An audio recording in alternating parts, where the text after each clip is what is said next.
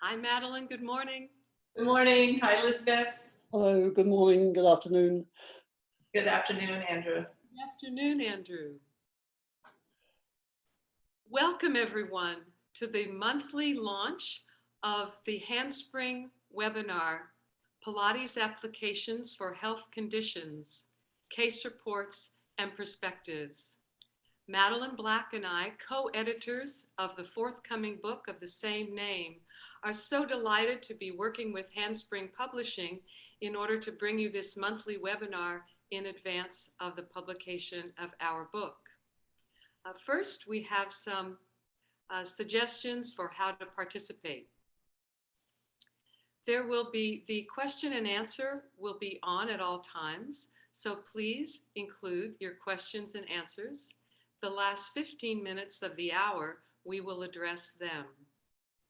In addition, this will be, this broadcast is, we're broadcasting, streaming live on YouTube, so that will be available for you if anyone is not able to get into the meeting or would like to the meeting after, to come to the webinar afterwards. The chat button will be on, but just a note that if you're engaged in chat, since we're being recorded, so will you. Our webinar will comprise roughly 30 minutes of discussion. Madeline and I will have a discussion regarding this significant topic. We'll have approximately 15 minutes of directed practice, and then, as I mentioned, 15 minutes of Q&A.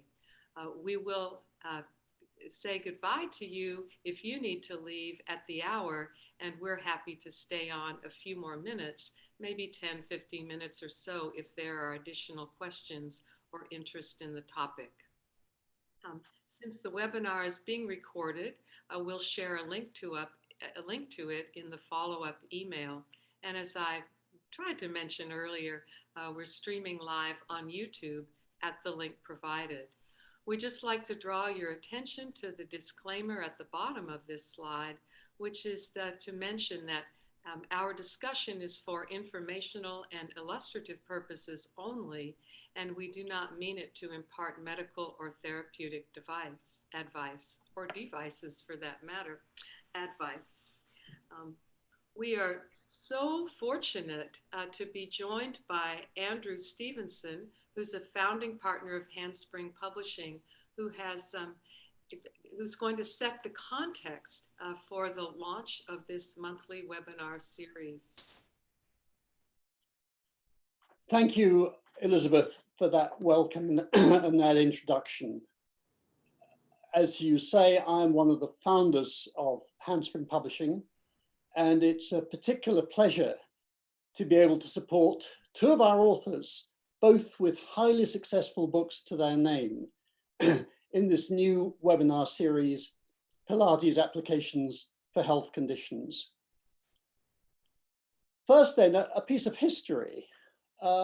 It's been very much a part of our mission when we started 7 or 8 years ago to publish educational material, where possible research-based, that helps movement teachers and body workers understand how what they do can benefit clients with different health conditions. We published this kind of text for body workers and more recently for the yoga community, quite successfully with Satvir Khalsa's book on yoga therapy and its research background. And then 2 years or so ago, my colleague Serena, who I think is in this meeting, approached Elizabeth and then Madeline to edit just such a book in the Pilates domain. And to our great good fortune, these two agreed to collaborate. And what's fascinating when you look back over the past couple of years is just how that germ of an idea, starting with a very vague idea perhaps, changed radically and grew and developed over many discussions between the authors and the publisher. I think it's a great example of how such a partnership between authors and publisher can make the whole more than sum of its parts. In this case, bringing together both the editors, the authors, and an absolutely stellar cast of Pilates teachers to write chapters and to contribute case studies covering a very wide range of health conditions. So, as you can imagine, weaving all that together, weaving all these ideas into a workable book took many months, indeed years. And of course, just as the development of the book was more or less kind of complete and the book was about to take off, far away in China, a tiny piece of RNA moved into our human system. And within a short time, the world has changed for all of us, for Handspring, for our authors, and for our customers. It all happened very quickly. I remember flying back from a conference in the USA in mid-March and thinking, wow, this is huge. Things are not going to be the same. And we must assume that most of our supply chains as a publisher and our markets are going to be disrupted, attenuated, maybe collapse completely. And we have to plan for that. And so it has turned out, I'm afraid. In a short space, many of our customers have had to close their practices. All those lovely conferences and workshops that you and we would have gone to have become virtual or ceased to exist. So the question for us then became, how best can we as a publisher support the worldwide community that we've built up of authors and contacts and customers? How can we support you in time of lockdown? And creating and supporting webinars very quickly became a central part of our business, a central strategy, helping our authors keep in touch with their constituencies, helping our customers use this kind of strange time to develop their knowledge and skills. And this inaugural webinar today is very much part of that strategy. So I would like to hand back to Elizabeth to say a bit more about the program of webinars and the forthcoming book that these webinars complement. So back to you, Elizabeth. Thank you very much, Andrew. And also hello to Serena, whom we haven't seen yet on this webinar. To give you some context of how the book is now, I'll just mention that we have, say, 30 chapters, and we address the following conditions: musculoskeletal conditions, neurological conditions, endocrine conditions, cardiorespiratory conditions, autoimmune, cancer, Pilates through the lifespan, mental health, and also pain science. Now, we want to give a context for our collaboration. Both Madeline and I are, for decades, enthusiastic members of the Pilates Method Alliance, and also for decades, practitioners of the Pilates work. We include in your references for this webinar some books that are important to us and for our contributing authors: the Joseph Pilates Return to Life, a couple of biographies of Joseph Pilates, and of course, the National Pilates Certification Exam Study Guide, all of which can provide some important historical grounding and references for Joseph Pilates. Our work is also inspired by the recognition that many instructors, many of our colleagues, many of the people who study with us have questions about how best to address in their Pilates instruction setting, how best to address the health concerns of their clients. So for that, we wanted to appreciate the scope, to honor the importance of appropriate scope of practice, such that people who are non-licensed practitioners, not licensed in the clinical form, can contribute to their knowledge base using our book, and that those who are physiotherapists, as well as National Certified Pilates Teachers, can also find important references in our book. I'll hand it over to Madeline now. Here's our handoff signal. Thank you, Elizabeth. You. Yes. So when Handspring approached Elizabeth and myself to have a Pilates book based on scientific research, that's what they were really looking for. And Elizabeth and I met and discussed it, and we said, oh, that's going to be a really small book because the actual research that's specifically on Pilates alone is very limited. There is a movement with the PMA and their scientific committee to change that and to really nurture more research. But that wasn't helping us in the moment to try to put this book together.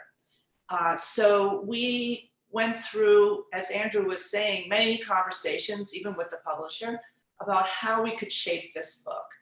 And we went from maybe we should approach it from a movement science perspective, where we take there's research on movement science and maybe try to fit the Pilates within that science and how it works. But that just felt like we were forcing like a square peg in a round hole. And we really wanted to have true Pilates-based research. So we decided to initiate asking teachers in our field, Elizabeth and I know very well, physical therapists who are Pilates instructors, and then the Pilates instructors like Elizabeth and myself, who have been working for many years in the field and are interested in science, and asked them to do a case report. And it got, everyone got very excited around it. And so the book is going to be all new case reports. So when the book comes out, these are reports that will be the first time published.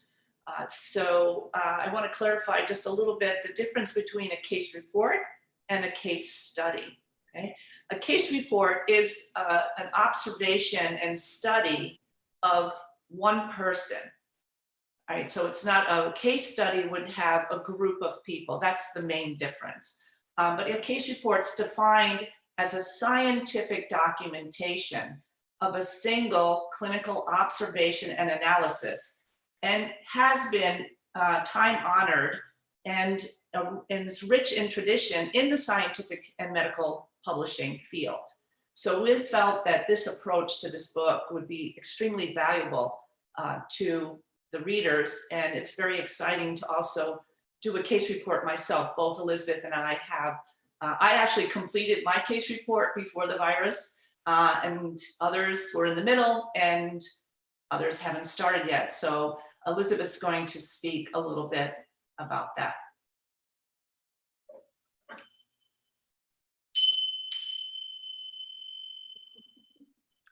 Thank you, Madeline. Madeline and I live within 1 hour of each other. However, we rarely see each other in person, and especially now during the pandemic, we really enjoy our regular phone conversations about the book and, of course, about the state of life as it is now. The case reports that Madeline mentioned address each of the health condition categories that I mentioned earlier. We have been in touch with our contributing authors who are from North and South America, from all over Europe, and from Asia as well. So we really do intend to provide a window on the state-of-the-art Pilates applications for health conditions, both before the pandemic, during, and after. Who knew when we started our contracts with Handspring Publishing that we would be in this position to have a historic window on experiences of Pilates teachers through these life-changing times. Now, Madeline outlined for you the importance of the case report and the significance of the case report. Our next decision in terms of creating the uniform construct for our book was to create guidelines for authors. So to that end, we agreed upon a 6-week case study interval, case report interval, such that there would be 2 in-person meetings for 6 weeks with the client and with the instructor. The very first meeting would be an interview and a history taking. The second meeting would be an assessment, which provides the very significant contribution that this book will make to our field. And in moments, you'll be hearing from Madeline in more detail about the structure of the assessment. I can hear in my cadence that I'm starting to sound like the California Governor Gavin Newsom, who has a very staccato punctuation. I listen to his case report every noon from my home in Mill Valley. But I will try to put a little bit more Pilates flow into the discussion here. The next in-person meetings, as they were designed to be before the pandemic, during those times, the instructor instructs the client in carefully curated, carefully customized Pilates sequences in the Pilates environment that are customized and designed to address the assessment of gait. Now, at the very last meeting, there was a reassessment to see what changes, if any, can be recorded and documented in terms of gait, balance, functional movement, and activities of daily living. It's important to note that we recognize that 2 in-person sessions a week are most likely not sufficient to make a substantial change in movement strategies. Consequently, each contributing author is also designing a home exercise program to be practiced by their client twice a week for about 20 minutes, with there being some minutes each session to review the home exercise programs. Now, Madeline, I could go on, but really, your turn. Yes, so I'd like to talk about the assessment. So in the Pilates world, most of us have been trained to look at static posture, level shoulders, things like that. Maybe your feet are pronated or supinated, and it pretty much stopped at that. Maybe some range of motion, but there's no standard in terms of our field and the format of assessment. And since we're addressing health conditions, Elizabeth and I agreed that we wanted the assessments that everyone is following the same protocol. And so she and I developed the assessment, which we're going to share with you, but in the future webinar, since we don't have a lot of time now. So we're gonna eventually introduce you to that. And the assessment is based on gait. And the main reason we picked gait is because it is the most functional movement that the human body does. And gait has also been linked to some early onset health conditions like neurological problems. So the gait analysis and observation helps us get information early before someone actually even realizes that perhaps they have a condition. So as a movement professional, we're right there with them prior to them maybe seeing a doctor or a physical therapist. So if you're aware and understand the gait and you notice a change, then it empowers us to then say to the person, I'm noticing that you're walking a little slower than usual. I noticed that you're shuffling a little bit with your feet. Your dorsiflexion's not like it used to be. Or I'm noticing that your spine's not, rotating as well as it used to be. So I'm just suggesting that perhaps, you should see your medical professional. So this is where our scope of practice comes in, that we can help people perhaps get to their medical practitioner to perhaps identify and intervene early on a health condition so that their health can get treated, and they won't progress further along. So there are studies showing, and we have them on the webpage if you're interested in taking a look at them, that the deficiency in speed and also the survival of older adults, they have shown that the change in gait and the survival rate of older adults are related. So this kind of information, Elizabeth and I felt very strongly, should be the basis of all the case reports so that we can start to learn these things and then use that in our practice as we're working with our clients. So what we'd like to do now, right, Elizabeth, is the movement experience. So we chose 2 simple assessments that we want to show you, but more importantly, we really would like for you to do it yourself, because it's important for you to embody it, to have the proprioception and also your interoception sense of it in your own body. And then you can start to feel what the motions are that you should be looking for and be able to use that. Okay, so I'm assuming a lot of you are sitting, and if you're not, you can sit, and you can also do this standing as well. It just gets a little more complicated. And some of your clients, are not able to stand, so that's another. So you're just gonna sit, and we're gonna do a front view and a back view. And in gait patterning, one of the important motions is the thoracic rotation, right? So this motion of the rib cage, so for the arm swing and the spinal motion.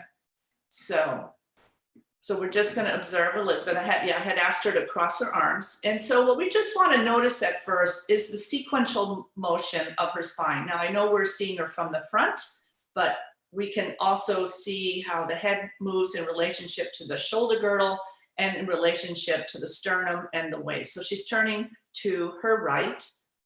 Right, so we just kind of want to notice, and then you just notice, is there any kind of deviation? Does she like move her elbows more, or when the spine stops moving, then the arms would continue. Yeah. All right, and then she's going to go to the left. So she's starting to see the cervical's moving, the shoulders are moving, and you can almost see like every single rib articulating and moving as she rotates to the left. Now, of course, Elizabeth's a good mover, so we're not going to see too much difficulty, but this is where when someone does have a condition, there'll be a restriction. You might notice they can't go as far, and again, it's the deviation off the movement. Madeline, seriously, what time did I wake up this morning in order to practice thoroughly? I know, you've had your whole practice already. Well, let's see you from the back, because this is where we're more used to seeing the vertebrae. So perfect. I was just going to ask her to do that. Okay. Also, if you're doing this, just make sure your feet are grounded and that your knees and hips, your knees are in line with your hips. So you're not sitting in a wide spread, just have a neutral position there. So she's turning to the left. And what we want to notice is, again, the articulation of the spine. And now notice the scapula. When the scapula starts to, it will retract. So the minute that scapula starts to move, then the rotation has finished. So in addition to the articulation, yeah, all right, just keep moving, Liz, that's good. But in addition to noticing the articulation, the sequence from the neck through each of the vertebrae, there's also rib motion that's happening. So as she rotates to the right rib is actually moving posterior, and the left side of the rib cage is moving anterior. So there's this rotation, not only of the vertebrae, but the ribs need to be doing this, like the pelvis, an anterior posterior motion, right? So, and we'll look at it again, because another piece that we look at is the spine and how it will translate in the opposite direction of the rotation. So she's rotating left, and we should see that her spine is very slightly moving to the right. So it's creating a bit of a C curve, right? So the C curve would be, it depends on your language, but convex right, concave left, or a side bend left. So it kind of depends on how you name that curve. So we'll notice that. So she'll, again, rotate to the right, and what we should be seeing is the spine. You can see it, it's moving over to the left, especially in her mid to upper T's. And there's, you know, you can get very sophisticated with this, and you can also notice, so you see her curve, actually see the shadow there. The lighting is such that I think the sun is coming in from her right side, so when she rotates to the left, you don't see the shadow as much, but you can see on her back that very nice convex movement in the upper T's there, upper to middle. Do one more time to the left, Elizabeth. And you see the light, it's the sunlight that's coming in, so it's harder to see. Yeah, so we want to notice, and if you can notice where her preference was, which was a, huh? That's not the light. There is no sunlight. Okay, well, there you go. I'm trying to be nuts. Yeah, so you can see the difference when she rotated to the left. We saw that nice movement of her spine too. And we all have this, right? So it's a matter of her preferred side or non-preferred side. So going to this way, and this is where we saw her scapula moving. Yeah. So this confirms that, oh, she has a non-preferred way of rotating to the left. She prefers to rotate to the right. So in our assessment of our being movement practitioners, these are the words that we use, as opposed to saying it's 35 degrees to the right and only 10 degrees to the left. We decided it's for us, it's not about that analysis. It's about the person prefers to move to the right, and they have limited and non-preferred movement to the left. And in your movement practice, when you're teaching the person, what we're trying to do is do the exercises and movements to improve her left rotation. Madeline, will just note that in the assessment guidelines, the contributing author who's designing the case report is cautioned to only observe the movement 2 to 3 times. Correct. We recognize that with practice, the tissue glide will improve. Exactly. Unless there's a real restriction in the spine itself, like a scoliosis, for instance, right? So there would be more of that. But yes, the more so as getting your eye really trained well to be able to see what I just described to you within 1 or 2 reps is important, because again, you know, the myofascial system will just start to warm up, and you'll be able to, and then it will change, and then you'll question what you see. So very good for pointing that out. The other piece, the other part of the assessment that we did was about the ankles, because dorsiflexion and plantar flexion, but especially dorsiflexion, is extremely important in gait. And that's the point when your leg is coming through, swinging through, and you're going to go into heel strike. So you're in heel strike, you have to have that dorsiflexion. And then as you roll through the foot, you have to make it all the way to the toes to push off, to propel yourself forward. And that requires moving through the forefoot and doing the plantar flexion. So in a lot of health conditions, there'll be the lack of dorsiflexion. And in some extreme cases, there's drop foot, and they are not able to dorsiflex. So that's a neurological problem. So this will be addressed in the book. Okay, so first we're just gonna, the simple test we have is just to ask the client, would you please lift your toes? Yeah, go side, that would be great. Yeah, lift your right toes up so that you're only on your heel. Now I said on the heel because some people will just lift their toes and their ball of their foot and their midfoot's still gonna be on the floor, but you wanna come all the way up to the heel in complete dorsiflexion. And you just notice, again, how are they able to do that? You know, yeah, and you compare the right to the left, but there could be, again, some deviations of it. So they might, yeah, we can see your left foot. So when they dorsiflex, they might roll out to the outer heel.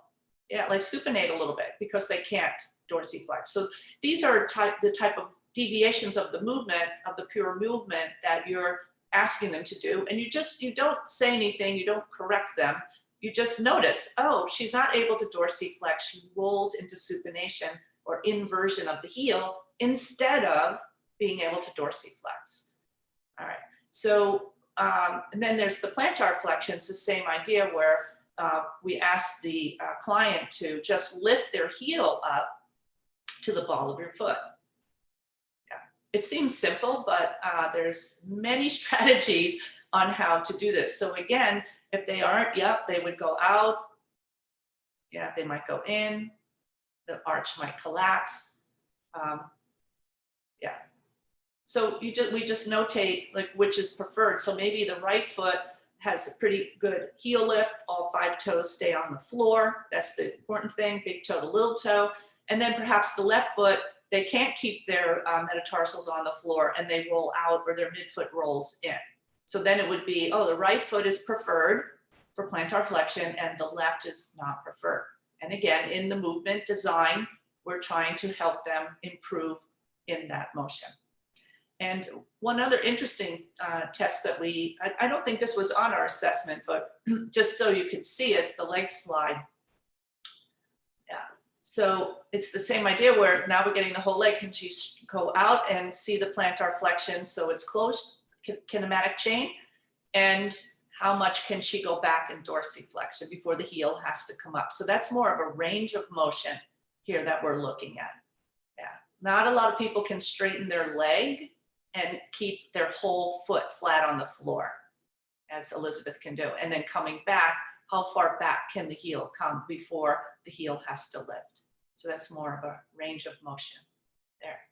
So that's an example of a couple of the assessments and how they relate to gait.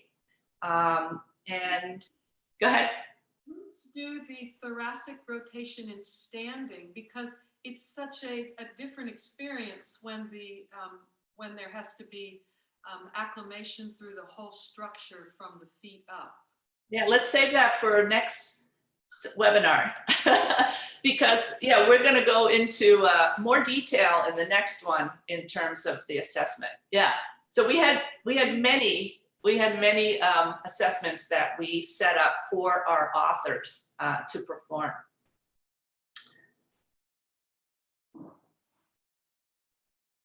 So did you want to look at that, Elizabeth, the full rotation, just now that you said it, give them a little taste of it?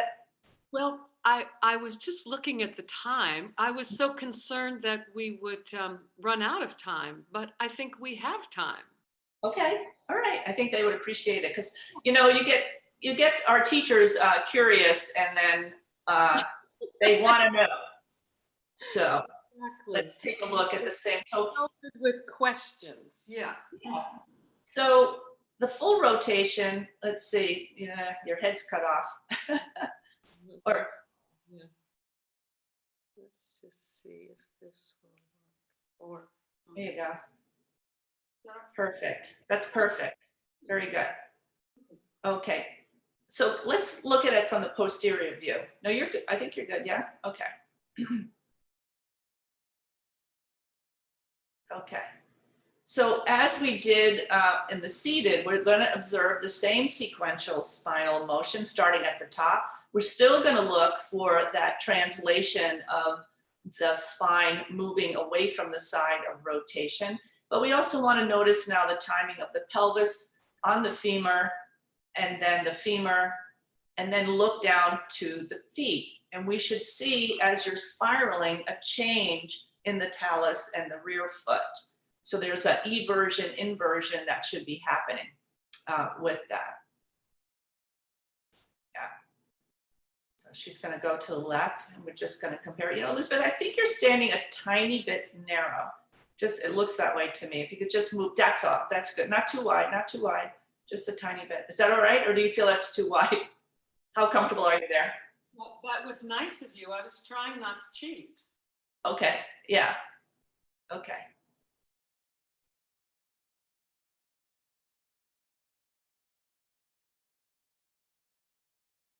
And we're watching at the ankle as well. Good. Now, if you remember, her left rotation that we saw in the stool was not her non-preferred side. So we know that from the stool. So it's interesting to watch her preferred side and see how everything else in the chain of events after the thorax, what's happening, and are they moving in like a chain, a kinematic chain, right? So it should be pelvis, then femur, which I do see, and then the ankle should adapt. So her right foot, you can see her weight's a little bit on the outside corner, the lateral corner of her heel, which means she's a little, inverted on the, which is what should happen. And the left foot should evert, right? So more like supination, pronation. So we see that happening. That's her preferred. We could get really picky on little tiny things, but let's just keep this global perspective here. So now she's going to go to the left. And can you see her pelvis and leg are moving together? There's not that moment of pelvic rotation on top of the femur. And then her foot, is not adapting as well. So that matches that her left full body rotation to the left is a non-preferred side. And you notice that Elizabeth has a knee issue from an old accident from when she was young. And she's been amazing in her entire life, remaining extremely functional and strong. Even with that. So this is where, if you know your non-preferred side, these are the elements in your movement practice that you want to keep in check. I know I do that for my own body because I know my pattern. And when I feel that my pattern starts to get exaggerated, then I know that my issues, that I have musculoskeletal issues, will be amplified. So if I don't pay attention to these basic movements and check in with my body, I know that I will have some trouble. Not only not moving well, but I'll have some pain and discomfort. So and this is a great thing to teach your clients because when they understand that this is my pattern and these are the movements, it's the home program that Elizabeth was referring to, then they're able to work on their non-preferred movements and therefore, heal themselves or just be able to move better. So when they come in for their session with you, they're a little further along, so that you can actually progress them through. So that standing full rotation is part of the case report assessment protocol. Yeah. Do you want to add to that? Yes.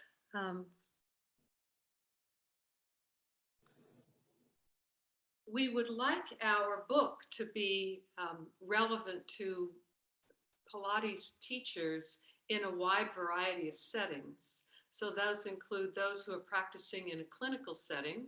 They may be licensed clinical practitioners, physios, as well as national certified Pilates teachers. But also there may be Pilates teachers, at least the original description of our book said, working in dedicated movement studios, working in gyms, and even those, we thought months ago, even those working online. What we did not anticipate with the original description of the book was that within the early months of 2020, the majority of Pilates teachers who continued to work throughout the world could only work online because of the importance of the shelter in place and the shutdowns. So we have witnessed, we've been in the midst of this storm, this global pandemic, witnessing what happens when Pilates teachers do their best to teach online. And we recognize that as extensive as Pilates education has been and continues to improve, still the skills that Madeline was outlining and demonstrating for you in movement assessment for functional gait and standing, those skills for refining your eye, refining your vision for movement analysis from afar, really, on a screen, has not been addressed in Pilates education, and how important it is for us to provide a forum in the case reports from our 30 contributing authors, a forum for how each health condition can be addressed with the customized Pilates movements for gait, helping you to train your eye as well as your analytical thinking to sequence your client for success. Yeah, some of us are more hands-on, like getting my hand on that pose to feel the rotation. I like to put my hand on that spine and feel the translation. I like to put my hands on those scapulas and feel, so if you're that type of teacher, you may not have really developed your visual sense. So this is a really great skill to have, to be able to use all of your senses, not just your hands or not just your eyes, right? And not just your brain, in terms of what your knowledge is. Knowledge is important, but can you simply see and then cue through this medium of the computer?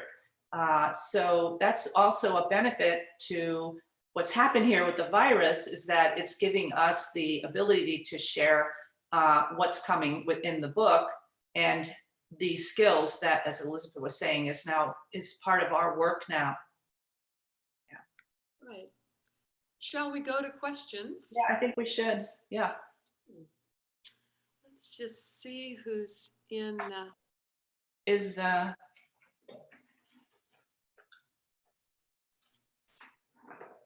So the question from Christine.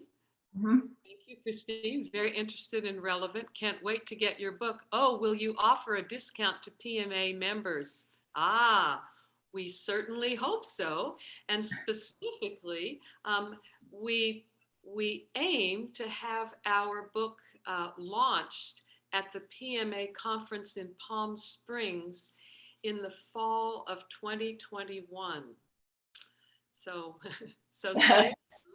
yeah, well, that was our original date without virus.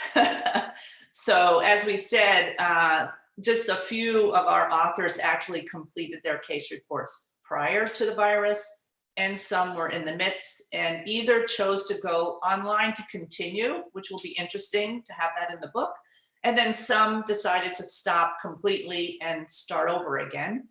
And then there are those waiting to know when to start.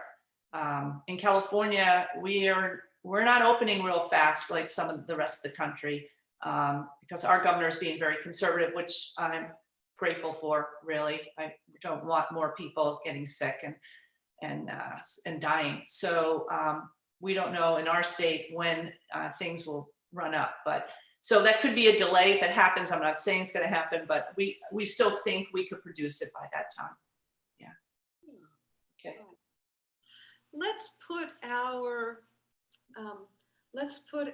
work in the context of the movement field, other types of movement systems that are relevant for health conditions. We've been really inspired by a couple of books from Handspring. One being Principles and Practice of Yoga in Healthcare, a really substantial book with many contributing authors that gives an overview of all different health conditions and the applicability of yoga movement practice for those. There's also the Handspring book, Medical Therapeutic Yoga, which again looks at the biopsychosocial rehabilitation and wellness care. We really admire that, and Madeline and I are inspired by the fact that the yoga community, the yoga practice, although it's centuries older than the Pilates practice and has inspired Pilates practice, but they have been very thorough in their research and documentation of the efficacy of yoga for health conditions. We have a couple more questions, Elizabeth. Good. Yeah, Michelle. Hi, Michelle. Do you have standard exercises and routines for each client participating in the study, and transitions, progressions after giving the standard assessment? You want me to answer that one? Okay. No, we don't have standard exercises and routines. This is where each author who I have to say, we have the best of the best in our industry. And they are making the determination from the assessment how to work, with their client. I mean, with the health conditions from neurological, Parkinson's to, we have MS and then we have cancer. It's all the how to address is really up to the person doing the case report. But the basis of the exercises are to be, Pilates, in the environment of Pilates, using Pilates equipment, right? So a reformer and a Cadillac and a chair, whatever they choose, in addition to props, because we're all used to using props. And this is something that the actual client would need at home.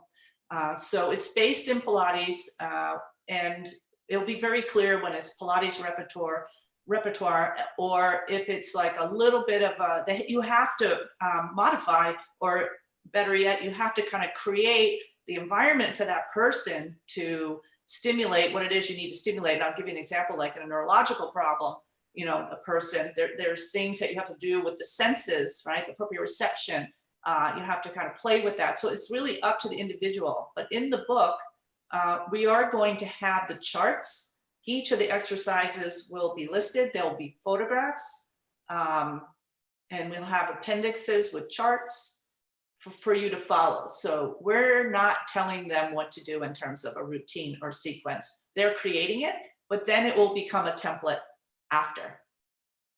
Exactly. Madeline, to amplify on what you just described, the importance of the fact that the book is titled Pilates Applications for Health Conditions. Hence, we recommended to our contributing authors the study guide from the PMA for National Pilates Certification Exam. And we also recommended, of course, the book Return to Life. However, we also recognize that in order for each case report to have integrity, that the contributing author has the responsibility of bringing all of their clinical wisdom and their education, interdisciplinary wisdom to bear on customizing the material for the client.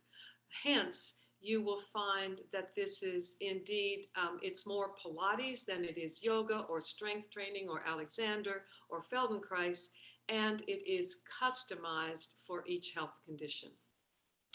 The next question, hi from Metal. Well, Metal, hello, hello, hello. Would you considering offering an online course on visual assessment, please? Metal, it's not a plant, but of course we'd consider it, and we're in discussion, so stay tuned. Can you touch on your experiences study of neurological conditions, specifically foot drop, and how it relates to the spine? It's an excellent question.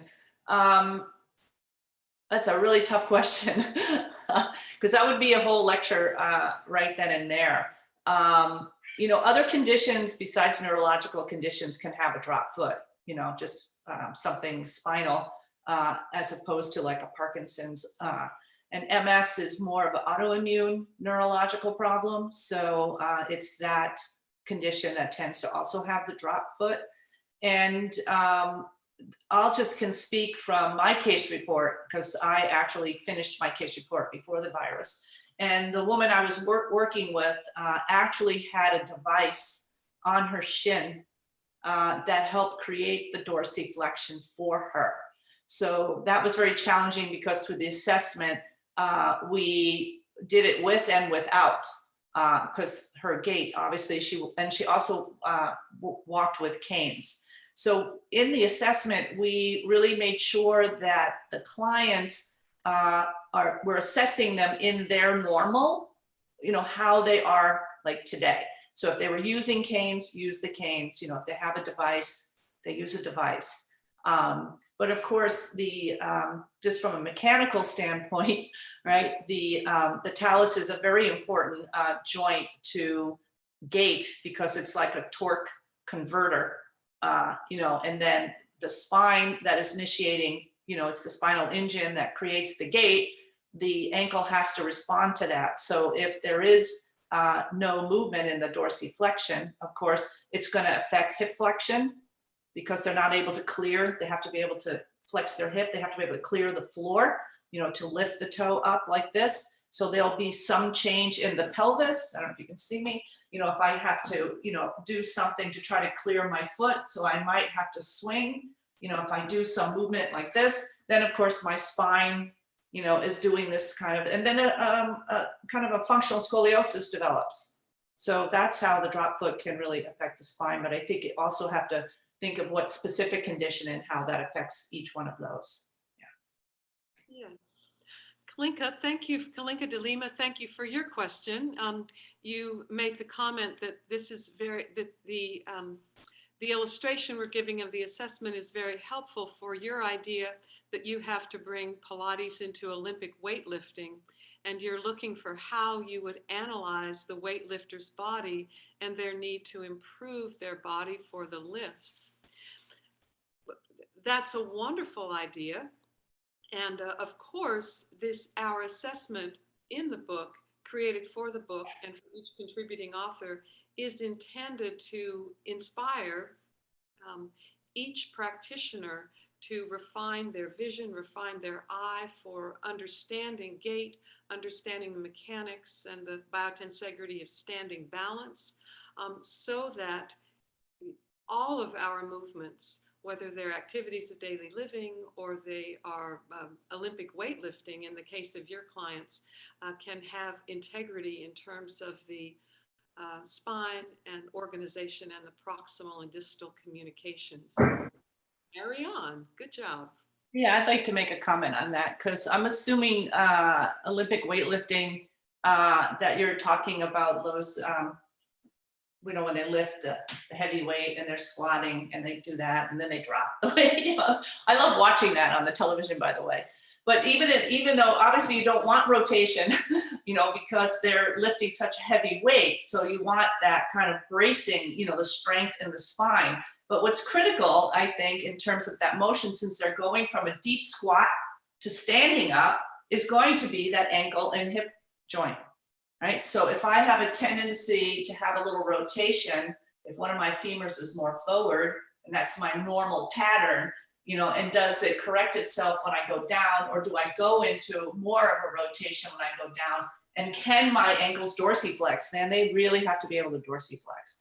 So this is where the elements of this assessment, we feel that the book can really address even beyond Pilates, because it is movement, it is gait patterning, every human body does it.